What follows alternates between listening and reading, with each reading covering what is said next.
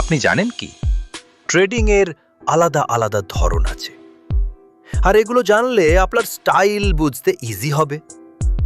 First, intraday trading. এটা হচ্ছে short term game. Same ডেতে বাই, সেম ডেতে সেল, খুব ফাস্ট অ্যাকশন লাগে।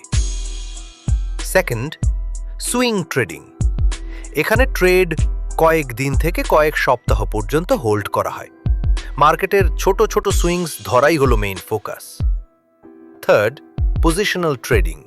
এটা একটু লং টার্ম, কয়েক মাস ধরে হোল্ড করা হয় বিগার ট্রেন্ড ধরার জন্য।